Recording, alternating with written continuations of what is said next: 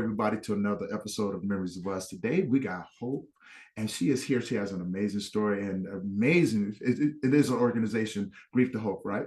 So she Yes. has an amazing organization that goes along that story to show how she's used what she's gone through to get to where she is. And yeah, if you guys get a chance, go check out Grief to Hope. Reach out to Hope, and yeah, we can start getting you guys on the right path of healing and educating yourself about your process. So, Hope, how are you doing today? I'm great. It's been a pleasure getting to know you a few minutes before we started, so I'm Yes, loving it. yes. I know we could have gone forever. We could have Yes. really gone forever, but we can though. Where are you from? I live in from Xenia, Ohio, which is like a little town outside of Dayton in Okay. Southwest Ohio. I have been doing the same job as a talent coordinator for 26 years with a financial institution. Mhm. I have two sons. Brian's 32, and then Justin's forever 19. And then I have my husband, Mike, and I have three beautiful granddaughters that are just the light of my life. All right. So now we did talk a little bit on it. Just share a little bit about your story, how Grief to Hope came to life, how it started coming out into Yeah, the world. absolutely. On November 17th, 2016, I received a knock at the door, and there was two policemen standing there. And I looked out, and I lived in a condo at the time, and I was thinking, what has that child done? Because Justin was a little fearless. Um, he didn't shy away from anything. And I thought the first thing that goes through my mind is he's in jail and he doesn't have mama's cell phone number because we have those all programmed. And so I go down and they ask me if I'm Justin's mother, and I said yes, of course. And I'm thinking, oh my goodness. And they hand me a piece of paper, and it was like a yellow post-it that had a name and number on it and said, somebody's trying to get a hold of you. We need you to call this number.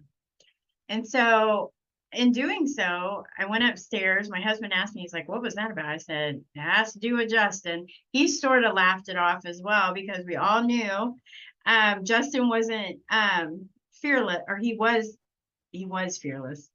And so when I dialed the number, the person on the other line said Greene County Coroner. And that was our hometown. And I was like, you must have the wrong number. I mean, I literally was like, I don't know who you're trying to reach, but it ain't me. And I don't know what you're about to say to me. Right. And he asked me if I was Justin's mom. And I said yes. And he proceeded to tell me that Justin, he was very apologetic, and he hated doing this over the phone. And one, I was like, why didn't the police tell me this? Because I'm thinking if it's something horrific, they would have told me. And I'm thinking nonchalantly, like maybe I should get in the shower before I call.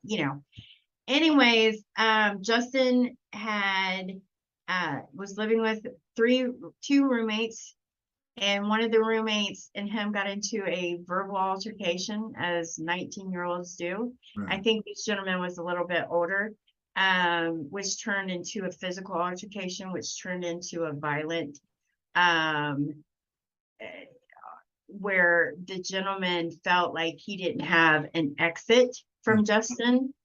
And so he decided to pull a gun from his waist and put it to Justin's chest and shot.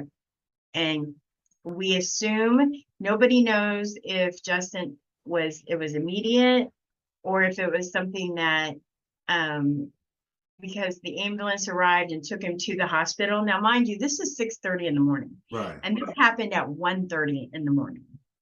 And so we're talking 5 hours Right. later.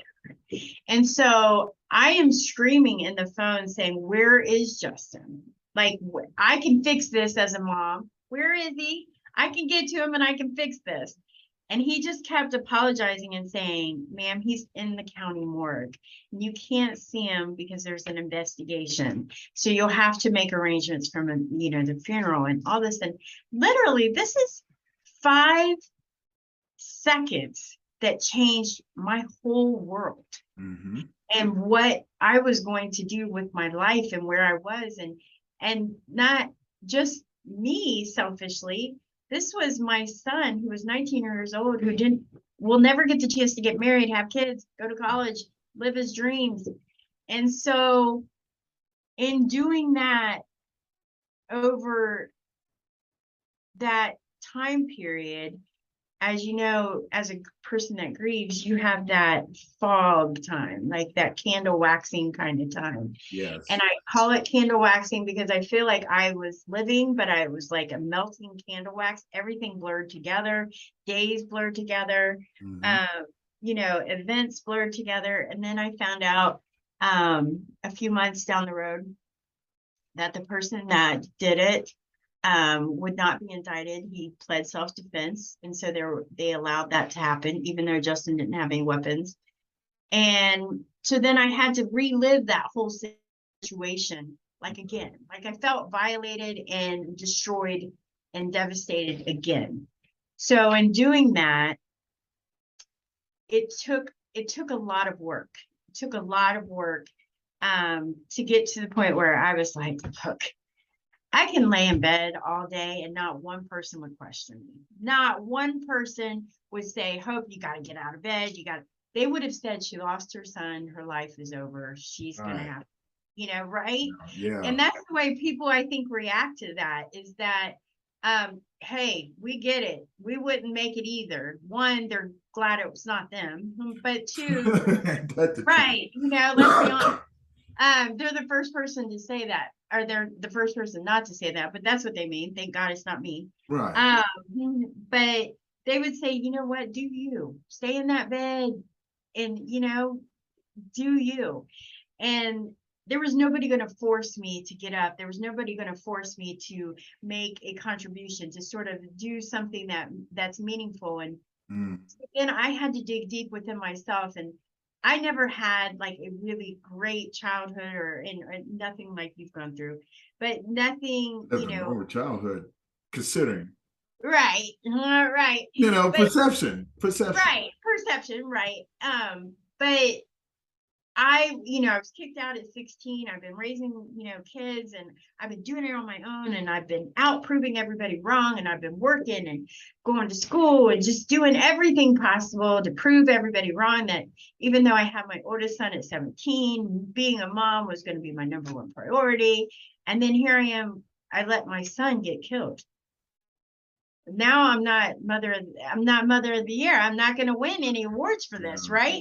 And what I mean by that, it's not selfishly saying that. I'm saying my whole life was geared towards my children and raising and being the best parent, because my parents they weren't the greatest. There's parents that shouldn't be parents. Yeah. But trust me, I know. Right. So there's parents that shouldn't be parents, and my whole life I was like, I'm not going to be like them. I'm going to put my kids first. I'm going to do everything in my power to make my kids know that I'm their number one fan. I'm going to be there to support them. I'm going to take care of them, and I'm going to protect them. And I didn't. I did not protect him. And so I had this guilt, like most parents do. I had this guilt. I had this what ifs. I had this, I'm going to just lay in this bed. And then it finally hit me that I got two choices. I can do this bed thing. I can lay here for 50 years, or and start doing something that's meaningful and do something to honor my son's life instead of living of how he died, because that's what I was doing. I was living and breathing how he died, not how he lived. And so, as cliche as it sounds, I was like, I got to live for both of us. I've got time's wasting. We all know that when we grieve, like we figure out we don't have 50 years. We may, we don't know. Exactly. And like what we got to do is we got to do it now. Yes. And so I was like, I can't keep doing this. I can't keep laying here and being sorry for myself. And it was destroying me. And I know that Justin needed me to be better than that. I know that he needed me to be better than that. Yes. And so even though I carry him in my heart every day, I get to talk about him every day. But it took me a while to gain what I wanted to do. I thought, write a book, do a blog, speak, you know. And one thing hit me was like, nobody talks about grief. Like No. when I was literally at the funeral, like nobody said it was like buying a car. I mean, it was literally like people, and they're trying to sell you like Yeah. this. And you're like, my son's going to have the best. And so I'm spending thousands of dollars on a casket. I mean, that Justin would have been like, Mom, I would have been okay with the $5,000 one, not the $10,000. You know what I mean? Yeah. But nobody tells you what to expect. Nobody tells you about if they're an organ donor, they're going to call you and ask you this list of questions. And if you don't answer one, you're out. Check. Exactly. Yeah. And then you're like, oh, I let him down again. That I kept like, I'm letting Justin down because he wanted to be an organ donor, and because I didn't know this, you know. So over time, I got to realize that grief is something that needs to be discussed, needs to be talked about in a way that's honest and upfront, and not frivolous. And, you know, when people say, oh, they're in a better place, or, you know, kind of things, like, no, they're not.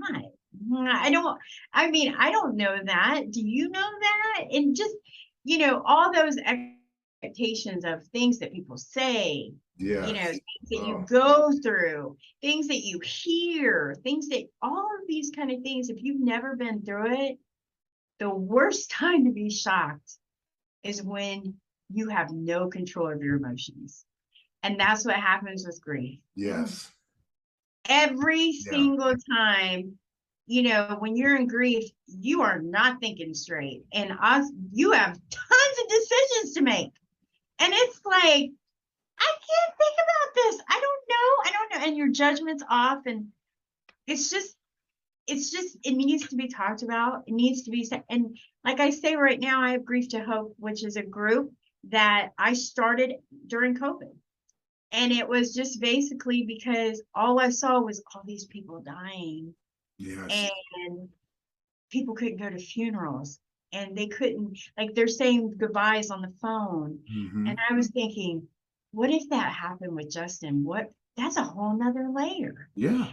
So I So many was like, different layers. right. Oh my And people God. So are much to counting death. unpack there. So much. Yes. I mean, and I want to say, first off, you know what I'm saying? I am inspired by your courage, you know, dealing with that sort of grief. You know what I'm saying? I mean, we both lost our children, but you lost yours to a murder. You know, I mean, I hate to say it that way, but that's what it is. He was murdered, right? Yes. You know? So that's a Yes. whole different sort of grief. And man, I've met some people, just like you said, during COVID. Oh, I think we, as the grief workers, I think we saw everything else that no one else saw. Those that were out there thinking that this stuff wasn't going on. And I remember having to tell someone that they were like, "Oh, it's not so bad." I was like, "Who are you looking? Where are you looking at? Where are you looking at?" Because so far since this has happened, I've seen families get wiped out. My best friend and his family, where I was staying at one time before, I was renting out a basement, woke up one day, they were all in the hospital. And then, Yes. yeah, they were all in the hospital. This was last year. This was just last year. So Right. that's another interesting story, right? So Yes. in the beginning, you know, like I was out because I was like, I'm not being locked down. Yeah. I can't do it. I'm not going to do it. I need to be out there. And there was a reason I needed to be out there. So I started working with the hospitals. I started working with hospice. I started working with other organizations and things like that if they were allowed to go out and do peer-to-peer. So that's when I decided to do peer-to-peer. I was like, no, I'm going to do it. So I submitted the paperwork, got my little slip to be an what is it, exempt worker, exceptional, whatever they do it, right? Right. Essential. Essential. I Yes. became an essential worker. And so I got smart about it. I was like, well, if I'm going to do this, I'm going to pick up a night job. That way I'm going to be out all day long. So I did. I got a night job. I did that during the daytime, podcasting, working at night. So I was working from 9 to 6 in the morning, get off at 6 in the morning, go do calls, right? and do all of those things during COVID. Go around to hospice. They were like, hey, we got a guy come, that if you could come sit out here, he can't come in the building, but if you could just come sit with him. So I would go and visit with these people outside of these homes, like the family or the men and everything. And we would sit outside the home and you could hear what's going on in the room. Even though you couldn't see anything, you could hear it. And so a lot of, they come out or they come to the window and have to hold up a sign, hey, this person just passed. And watch this person break down. Then I realized, I was like, I can't be afraid to hug. Right. I can't be afraid to hug. So I would grab these men and just hold them real tight. And that was the story of COVID. And it was so repetitive. That was like, holy crap. And these people were running around and, oh, it's not real. I'm like, wait till it touches you. Right. Be careful what you say, be careful what you say, because COVID is touching a lot of people right now. And then when it would touch them, they were like, oh man, I was like, oh, so it did come and get you, huh? Got a whole different perspective on it, don't you? And then there was those people that were going, oh, I don't know anybody that passed away. Just talked to somebody not too long ago, said the same thing. I've been around people doing the whole thing. I don't know nobody who passed away.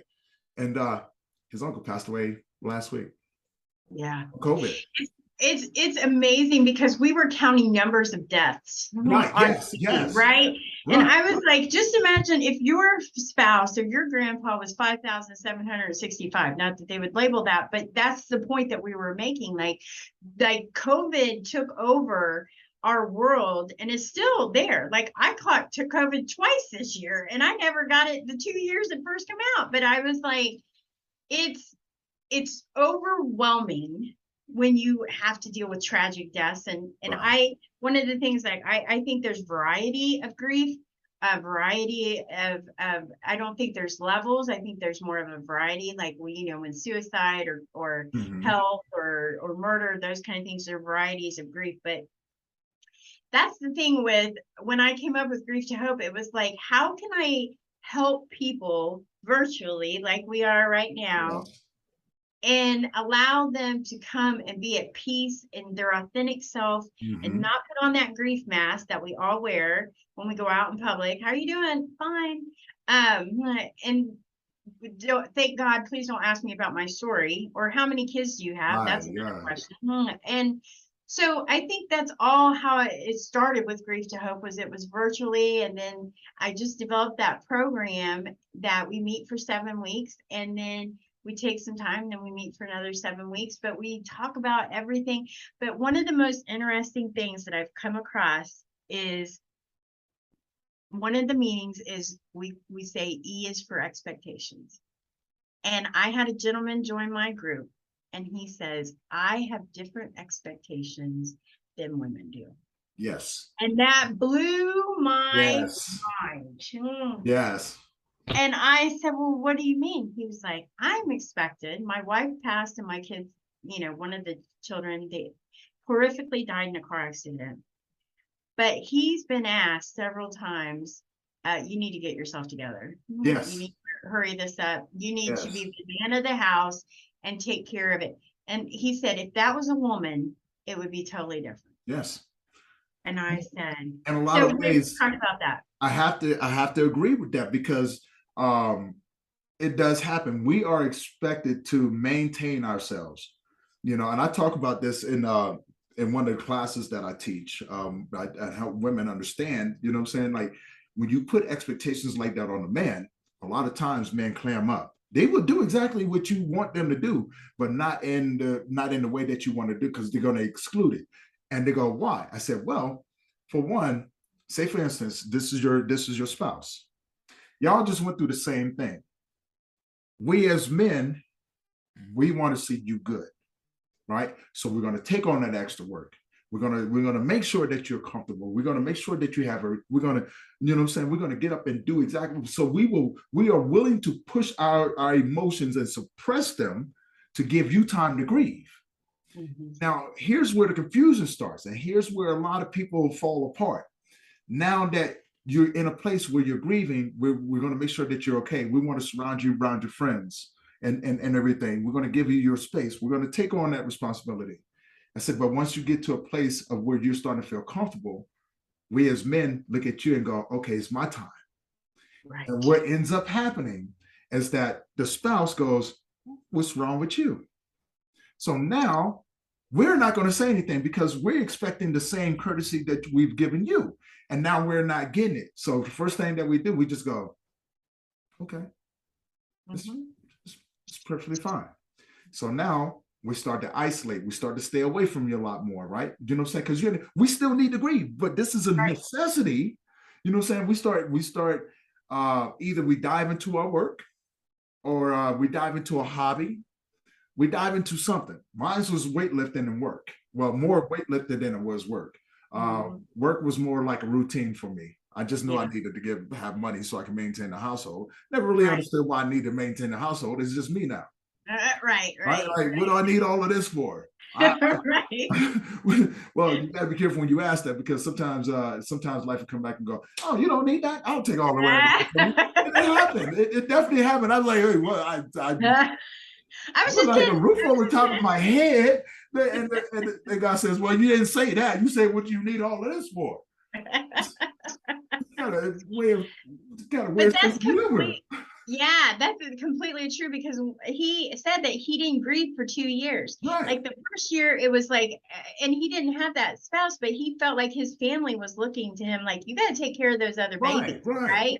And so he said for the first year, it was just like shocking and like overwhelming and not like, and then the second year was when he could start to grieve, but then it was sort of like, well, you waited a year. What are you crying about now? Right. You know what I'm saying? It's like a delayed reaction, not understand that these things are normal. And that's what I help with men.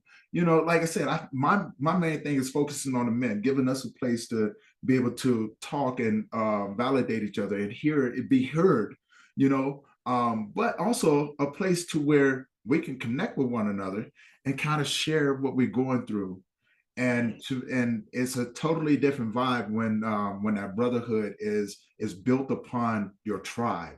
And I guess that's what my next question is. Did you notice that the people that was around you changed? Yeah. I didn't have a very big close knit family, but I always counted on my older son. My older son's always been my rock, and he, to this day we're very close. And I was so young when I had him that we're more like brother and sister. And that group and my grandkids, they really focused in. I have friends, but then as I've noticed, ironically, like friends will stay away if they don't know how to react to you Right. and or they don't have any way of fixing you or comforting you and they don't know the right words to say to you so they eventually withdraw. And so same thing with my family. Like my parents for the first couple months, would call, how you doing? Yes. They didn't want to talk about it, but they just, felt better for themselves. And then Love it that. got to the point where they would be, okay, I can maybe wait 2 or 3 months before I call her again and I'll check in on Mm-hmm. her and that'll be good for me. And, I look like so I think the tribe that I've kept close to are the people that have supported me throughout the whole experience with no blinders, with Right. no expectations of me. Like, Hope's always happy go lucky. And there was a period it wasn't. It was, Right. and there's still days. But the people that are around me the most are the people that take me as I am. Mm-hmm. I don't have to put on a mask. I don't have to pretend that everything's okay. Um, and I've noticed, and you'll have to tell me this too. I have kept Grief to Hope very quiet. And what I mean by that is, when we're around friends or family, I don't talk about it. I don't say, hey, I was on the news, they're supporting it, and, or hey, this, I had a really good turnout, or Mm-hmm. nobody's talked about it. It was like it didn't exist. Right. And Right. so for like when COVID hit and I was doing this, I was like, hey, I'm going to do this program and I think it's really going to help people. Everybody's like, oh, that's nice, Hope. And, I felt like nobody supported it. Now, there was a couple people that did, my husband and a good friend of mine. Right. And also my group that I had created from Grief Share that we had kept our relationship. Mhm. And so they felt really passionate about it. But then it got to be, I'm not going to even talk about this because they think I'm like either not going to Crazy. make it Yeah. or I'm failing, and then I'll be upset, and then they'll have to feel sorry for me Yeah. again. And Like setting yourself up for failure. right. And so they're like, it was, and I was like, this is going to be great. This is going to be, and I talk about it all the time. And I talk until my book came out in July. And let me just say, the book is just basically my program. It's my Right. real raw story, honest, upfront. It's all the ugliness of everything that I went through. And Mhm. then Grief to Hope, how it works in the program. Then all of a sudden they wanted to share that and be a part of that. And I was like, Right. wow, Right. Yeah. It's different. It's it is. different. It's It, totally different. Like I feel the same thing. But see, I was when I started Memories of Us, there was no way I was going to keep it under wraps. There was yeah. no way. Once I started putting it all together, and I knew that was exactly what I was going to do. That once I realized my purpose, you couldn't stop. Now I'm an introvert, and I hate being in the limelight. I didn't want to know nobody. I am a very private, quiet individual, right? But that right there, no. I remember when I told myself, I sat. As a matter of fact, I sat down and told a friend of mine. I said, well, actually, he told me. He goes, "How you think you gonna get it off the ground, Tony?" I said, "Man, I don't know." He was like, "That's not what I mean, because you're gonna figure it out, and I know you are." He goes, "But you do realize you got to talk to people." Yeah. I didn't think about that part. He goes, "Yeah, I know, right? You didn't think about that part." I go, "God dang it all." So something inside of my heart said, "Okay, if we got to talk to people, who are we going to talk to?" Yeah. And so something that I remembered when I was doing my personal training business, I had silent mentors. People that what I mean by that, since I couldn't afford their services, I used to watch their videos. Mm-hmm. And I was smart enough to read in between the lines and kind of put everything together. And so something that he said that was universal across the board. He says, "It's not what you know, it's who you know." Okay. And he goes, and I started thinking to myself, I was like, well, I know Jack down the street, I know Robert over here, I know Jim over here, and all these other men all across. He was like, no, it's not the people in the street. He goes, do the lawyers know you? Do the judges know you? Do other organizations, do the congressmen know you? Do the mayor or the governor know you? And I went, well, no, because I don't have access. I'm pretty sure they're not gonna let me in the building. Right? 2 days Right. later, I got invited to a governor's ball. What? Got invited to a governor's ball. And I got to meet the governor. I got pictures of and everything. We were sitting out there, and they're like, "So, what do you do?" I said, "Oh, here we go. Oh, shoot, I've been waiting for." I started a nonprofit called Memories of Us and the Alfred Grief Support for Men. What? How did you get? Oh, well, man, I had to go through my own things. I had to learn some things. I lost my son. Tell them about it. They're like, huh? How are you still standing? If I told you that, you'll never believe me, because I wasn't supposed to be standing right now, but only through a whole lot of faith and prayer, I'm still standing here, and I'm standing here strong, and I'm talking to you. You know what I'm saying? So now everybody knows me. Now my name is flying through the northern Colorado and Denver and things like that. Now people are starting to get to know me. Now I'm getting invited to the parties, right? I'm Mm-hmm. getting invited to, what I'm saying, other alumni, and what I'm saying, getting invited to go sit on people's boards, like getting invited to work with United Way and all of these different places. And I'm just like, how you get overwhelmed and everything. Like I started to get overwhelmed, like, oh, what am I doing? Uh, Mm-hmm. what did I just do? We need to run right now, right? And it didn't happen that way. Eventually, all the doors opened up, and I just knew I just wanted everybody to know who I was and this exciting thing that I'm doing. Now, I wasn't asking them for support. I never asked anyone for support. Everything I've done out of my own, out of my Right. own pocket, out of my own hard work. Uh, Right. and so they were like, "How can we do this for you?" I was like, if anything, just if you know somebody who can benefit from these services, here's my card. Here's a pamphlet about everything that we do. If you know anyone, and that's how everything opened up. And then Yeah. The rest of it, I met people on the street. Like, so when we carry this thing, you know what I'm saying? I call it our gift. And that's what it is our gift. We become a beacon for those who are hurt. All right. Right. No matter where you are, they find us. They definitely find us. And that's what it was. I capitalized on that too, because somebody was like, how do you get the men to come? I go, if I told you, you'd never believe me, but I'm going to give it a shot. So you want to know how I find them? I find them everywhere. What do you mean? I be in Walmart. Somebody will walk up to me and start talking to me about what they're going through. And it was Yeah. like, huh, okay. So I'm putting all these things together. Then I started running across them again. Hey, man, you remember me? Yeah. Hey, man, here's a card. Oh, man, this is just for men? Like, yeah. All right. And it just, everything just kind of fell into place from there. You know, was it hard? Yes, it was hard, but it was so much fun. Mhm. It was so much fun. And to keep going, to keep doing it. Oh, girl. And to see the opportunities, I'm like, oh, y'all don't even know. I'm in my own lane right now. I'm not messing with nobody. I'm going that way, you know. But they were like, you just hit the door and started running. I was like, no, I hit the door and somebody put a treadmill there. I didn't know if I was still going or not. I just know. Just got to remember, for the longest time, it felt like I was running in a place, running 100 miles an hour. And you look I, up and the baby's crawling faster than you. Where'd you come from? You know, and the baby's looking at you, and keep going, right? It's like, oh man. So, and it's like something I heard. It's like, just because you're moving fast doesn't mean that you're working.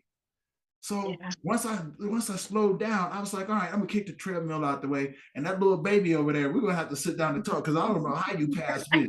So, so it was like okay, and I hated writing things down.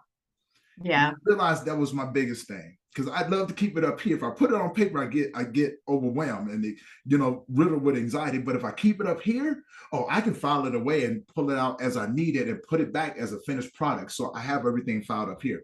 And someone said, write it down. I said, oh, I don't want to write it down. And then it goes back down, right? And somebody quoted something to me. I'm pretty sure you've heard this. They said, write it down and make it plain so those that can read it, you know what I'm saying, and make it simple for those that read it. So I did. I started writing it down. I made it simple so others can read it and understand it, right? So I realized that the journey, um, I was in my own lane and no one had ever been there before. And it felt so good to put the first footprints down as I was walking. And you could see everything, the struggles. You could see where I picked myself up, knocked down, where I've had people come in and walk me for a little bit. And you see where they all separate from. And the path has always been the same. Well, not the same. It's been fun because Mhm. now I know where the vision is. I got my vision and I just Mhm. know that I'm supposed to head that way. So that was the Yeah. one thing that changed, and I stayed focused on that ever since then. I love that. Grief to Hope started out with like a program, writing it down. I even went to, I felt I was like really, I had like the license from the state of Ohio. I Mhm. felt like I had made it and it was just everybody's gonna love it. Like, everybody's gonna need it, they're gonna love it, and they're gonna come. Mhm. And then that first session, every family member, friend that I ever, did show up. And then the next week I had 3 people. Mhm. And next week I had, and I remember telling my husband saying, I don't know if this is what I'm supposed to be doing. Like I feel it in my heart, but I Yes, just don't know. And he said, don't quit what you're meant to do. exactly. And so he said, even if there's one person, and trust me, there's been just one person in Oh my yeah. group before. Oh yeah. And I'm like, I just got to keep moving forward. And then it finally dawned on me this last session that I had. And you and it's funny that you said it because I've heard opposite. Like Tyler Perry's like, just stick with one thing and stay on it and be the best. And so I'm like, is that what I'm supposed to do? Like stick on it. And then you're telling me just because my mind just goes everywhere. Like, okay, Right. I can do a workbook. I can do, this and that and this and that.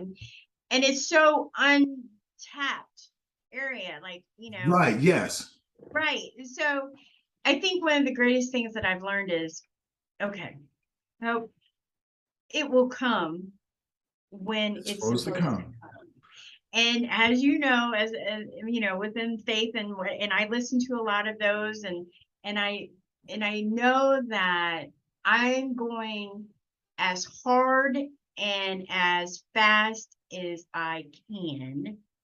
And as long as I don't quit and take all my failures or take all the setbacks as lessons, then life will eventually get me to where I need to be. And Yes, my vision of where I need to be and where I want to be is like, I want every single person to know Grief to Hope.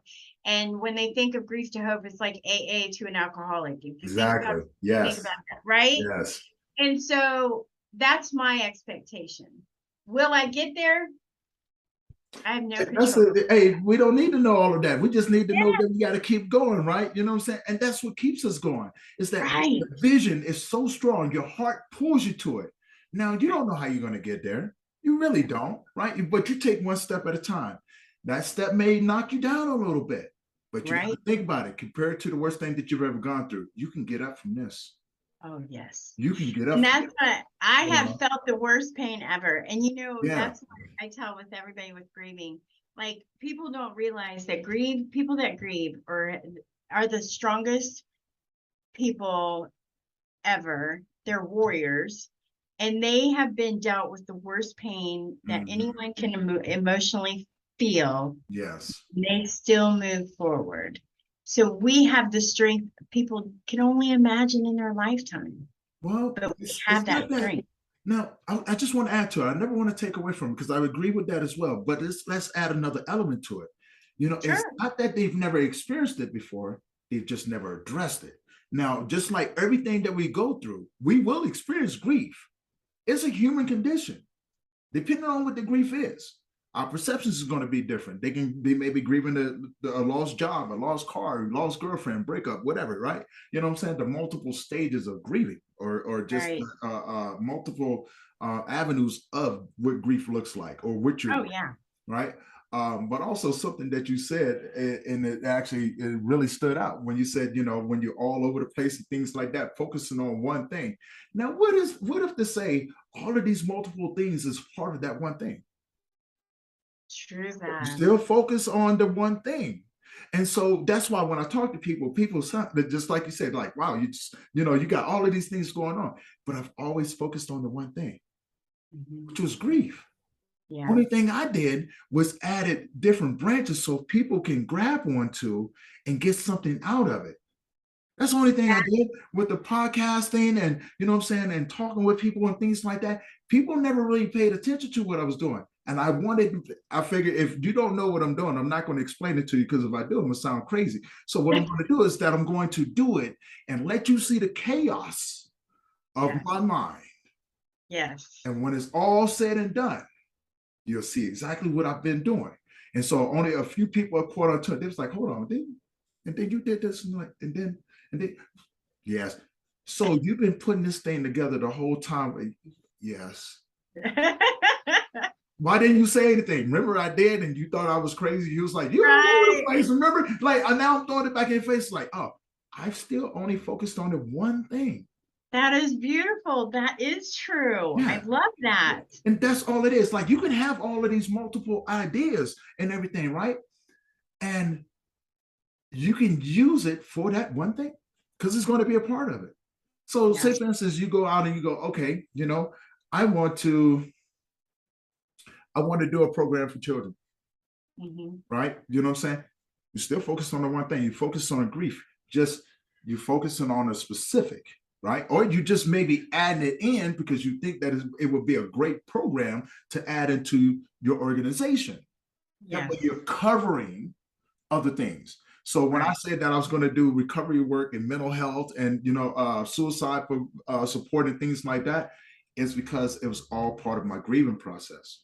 Yes. And then being a personal trainer, I was like, okay, memories of us, we're gonna dedicate our time to focusing on the mental health, the spiritual health, the emotional health, and the physical health.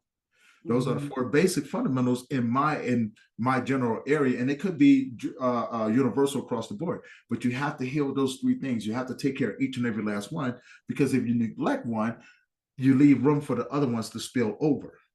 Yeah. And your Right. body needs to be balanced out as you're going through the grieving process. So, and that's something that I teach these men. Like, hey, let me help you. Like, I'm a personal trainer. You sign up, you know what I'm saying? No charge. You get to work out with me 3 times a week. I will help you out with your meals, because grief needs to move. Yes. And we as men, guess what? We feel better when we look better.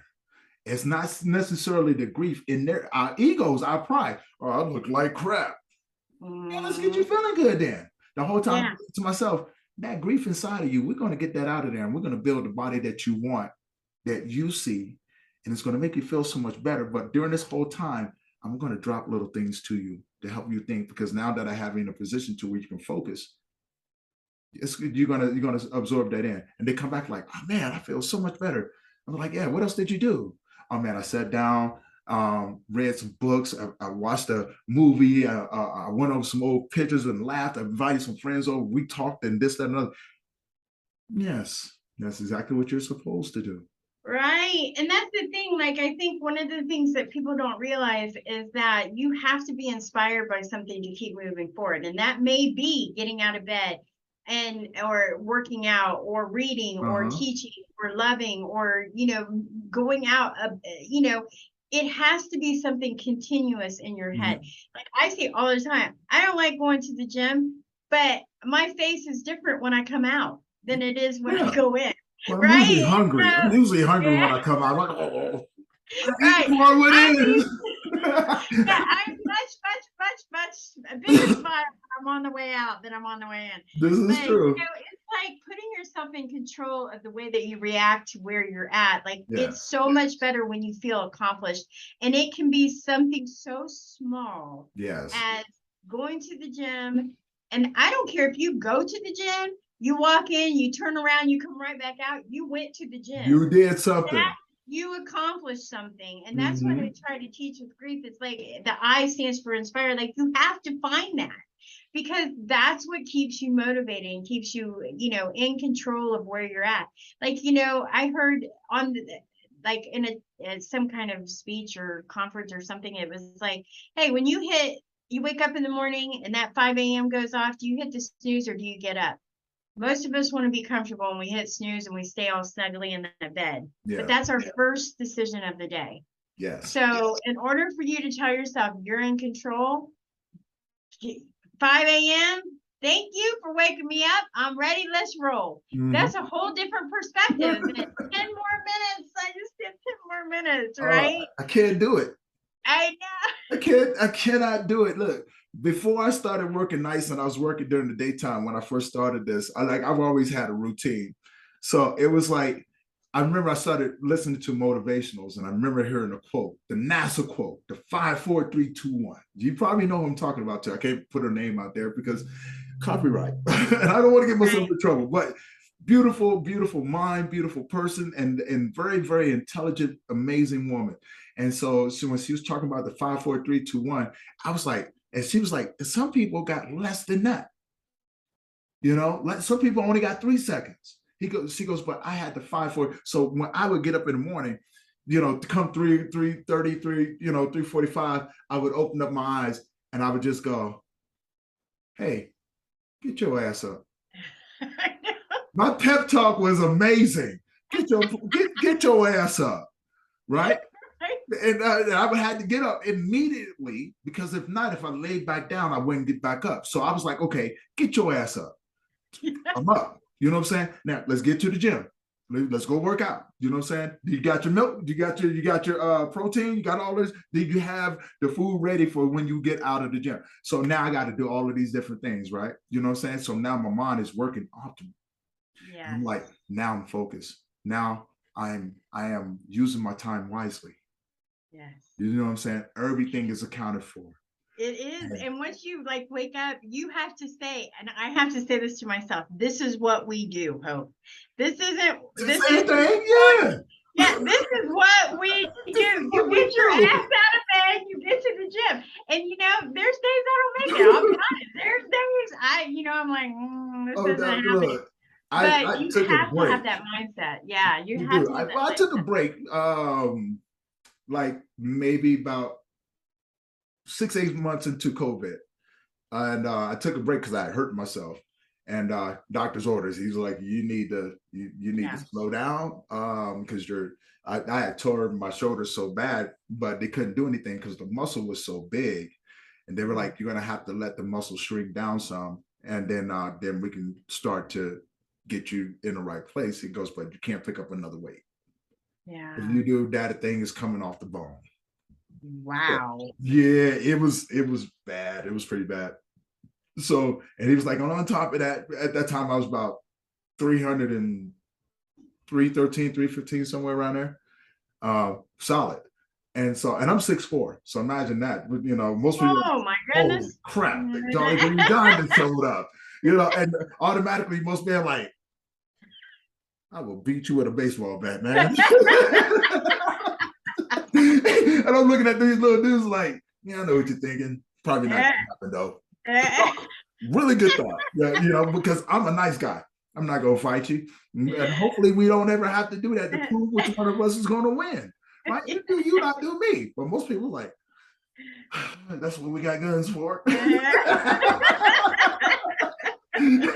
But it's a beautiful, beautiful thing though, you know, when you can figure out what it is that you want in this world. And I always tell people, I say, once you figure it out, once you figure out your purpose, and you work at it. Yes. It's going to be hard as all get out. So anybody out there trying to start a company or anything like that, just remember, it is hard. There's not a cakewalk. You may have in your head that it's going to go a certain way. It's not. There's a road to it. It starts off like this and ends up like that. It's the whole little mess in the middle that no one tells you about. And no one can tell you about it because you're going to experience it your own way, right? You're exactly right. The one thing, I guess this is what my mindset, and maybe you went through this too. I was like, I'm going to develop this Grief to Hope group, and everybody's going to need it, and everybody's going to love it, and everybody's going to come, and it's going to be sunshine and rainbows. And then I was like, this was a lot harder. Like, I thought this was a free program. People don't want something free that's good for them. I'm like, I don't get it. But people are weary of, social media and all that kind of thing. And so it takes a lot. And you're absolutely right. Like, you think it's going to be like, I'm going to get this out there and everybody's going to be like, oh, amazing, great. Yeah, and totally not. It's not what happens. Totally, it's like you have to sell yourself, your story. You have to like put yourself out there, be vulnerable. And I've always been an open book, no matter what. You can ask me anything. But it was like, I'm not a salesperson. And so when it comes to, okay, you got to promote this, you got to get out there, I was like, it's a lot harder than what people think, right? Right. And I was like, I just want to help people. That's all I want to do. Yeah. But the fun, it's so much fun. Because I knew that the promotion and everything, because people are like, how are you going to get out there? Man, I'm about to use social media exactly for what it's for. Yes, exactly. And they were like, what do you mean? Well, Facebook, all these people. I was like, yeah, because you focus on it. If you're going to put your stuff out there like that, you got to expect people to react to or respond to what you're putting out there. And I said, so what if you took all that energy that you put up there to put these negative things out there and talk about people, and putting your personal business out there? What if you put, I don't know, your company? Yeah. I mean, think about it. First time in the history of men where we have access to millions, if not billions of people. And you're not going to use your platform to use these, to get to them, to reach them and let them know what you're doing. It's not about who you know. It's about who knows you. Mm-hmm. You want to build a business where you can't build a business without customers. Right. You know what I'm saying? You cannot serve people if people don't know what you're serving them. Mm-hmm. Right? Absolutely. So you get out there and you pound it. And as much as it is, if you need to post 20 times a day, that's what you need to do. And tell people, you get that momentum. Then you can back off a little bit. Maybe you can post 6 times out of the day. You know what I'm saying? Because people now know who you are. Right. Form a group. You got everything free. Facebook, LinkedIn, Instagram, all of them. They're free. Use them. Yes. TikTok. Another big one, right? Went on TikTok and blew up. I was like, I don't even know this many people, but that's what we're doing, right? LinkedIn. Went over there, took a little bit, but eventually, boom, took off, right? Facebook. That's still slow going because I haven't figured out the algorithm yet. You know what I'm saying? I'm still working on it. I'm still working on it. There's always more than one way to skin a cat. And I was like, well, which gets me into the podcast. And I don't know how far, we don't have to talk about that right now. We'll do a part two. Because there's so many other ways of doing it. Podcasting, the panel podcasting. It was like, if I do it live, people come to it, they actually see the content that I have on my other platforms, right? Yes. Guess what? Subscribe. Because if I'm adding value, and that's what we're supposed to do, add value to people's lives, right? You add value, they're like, subscribe. So now you just got yourself another subscriber. Yeah. So now, how many people are you reaching? Okay, subscribe. Keep adding value. Keep giving it. Keep giving it. Keep giving it, and don't ask for anything in return. And people will give you something in return, that support. So that's how all of that goes. You have to understand the mechanics behind marketing yourself and promoting yourself and getting it out there. And it's like, wow, it's hard, but it's easy. It takes a little bit of work, but it's worth it.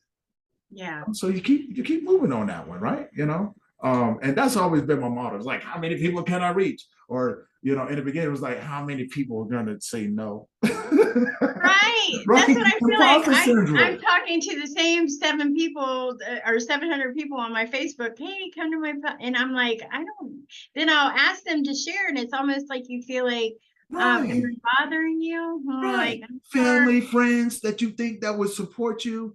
Now, don't get me wrong. I have some friends and stuff that support me. They don't subscribe to any of my channels, right? That sucks. I mean, I wish maybe we'll talk about it. We'll talk about it. Bring them some ribs or something to kind of coax them into subscribing. I don't know. Support me a little bit. Do what I would do for you. Right? Do what I would do for you. But that's totally, but it's expected, man. It's definitely expected. So Hope, tell people how they can get a hold of you. Sure. I feel like we just spent just an hour and a half of just getting to know each other, which was awesome. www.grief2hopesupport.com. That has everything on it.